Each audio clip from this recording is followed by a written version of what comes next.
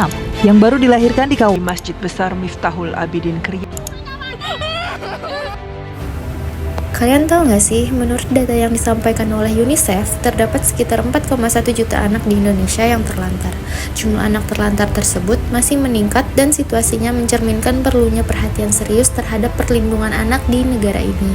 Selain itu, terdapat juga sekitar 35.000 anak yang mengalami eksploitasi, menunjukkan kompleksitas masalah anak terlantar di Indonesia.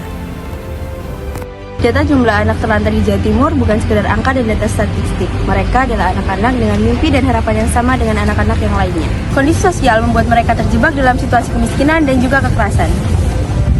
Perlu upaya dari pemerintah dan juga pihak-pihak terkait untuk menyelesaikan masalah kesejahteraan sosial, khususnya dalam hal kesejahteraan anak dan balita.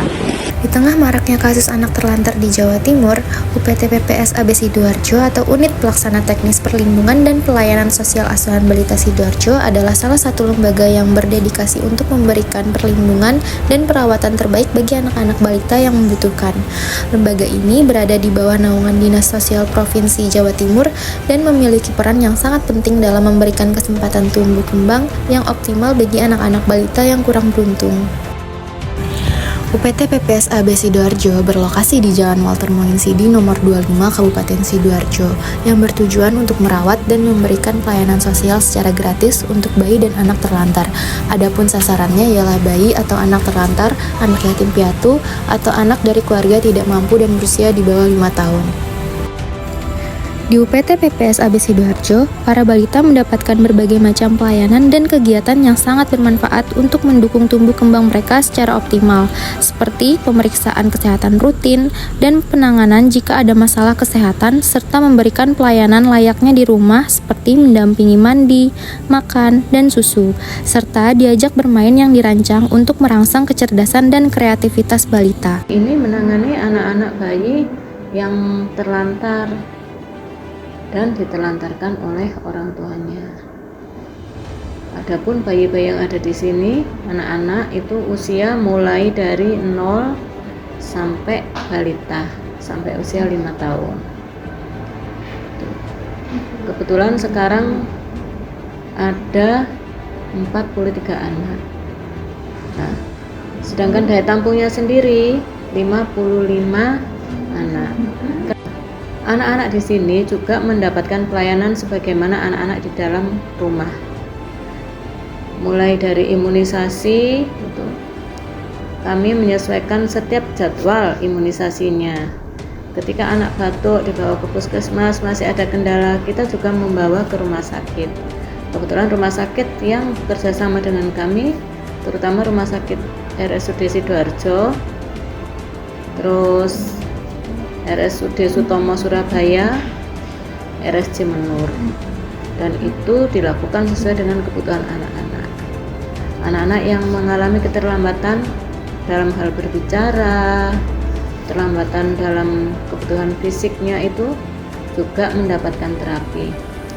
Untuk terapinya kami langsung dari RSUD Sidoarjo dan RSC Menur itu meliputi terapi fisioterapi, terapi okupasi, terapi bicara, itu yang kami lakukan. Kalau terapi bicara dan okupasi, fisioterapi itu dilakukan tiap 1 minggu sekali. Untuk kunjungan dokter juga dilakukan 1 bulan sekali. Tetapi kalau insidentil anak-anak ya tetap kita bawa ke rumah sakit.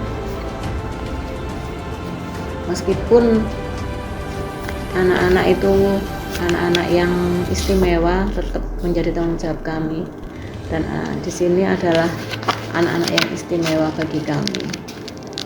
Lembaga kami salah satu yang ada di Jawa Timur yang bisa menangani adopsi, gitu.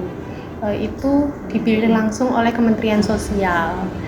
Nah, perlu saya sampaikan juga, salah satu pemerintah ada di UPT PPSA Balita Sidoarjo.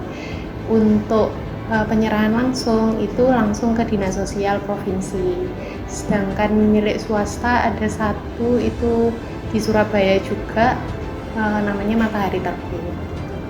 Nah, untuk adopsi ada syarat-syarat yang harus dipenuhi. Ada syarat material, ada syarat administratif. Untuk syarat material ini meliputi yang pertama usia. Jadi usianya harus minimal 30 tahun, maksimal 55 tahun. Usia pernikahan minimal 5 tahun. Kemudian ada juga agama. Nah, agama ini harus agama dengan anak yang akan diangkat.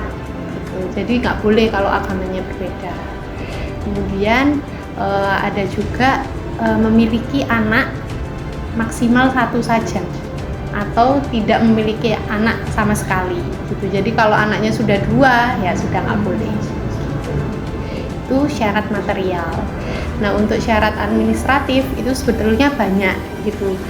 Ada A sampai M biasanya. Nah, itu meliputi ada surat-surat kesehatan, kemudian sehat secara baik fisik, psikologis, kemudian ada SKCK, ada juga surat bebas nafsa gitu. Jadi banyak lagi. Nah, ini itu juga harus orang Jawa Timur, jadi harus ber-KTP Jawa Timur gitu. Kenapa Jawa Timur?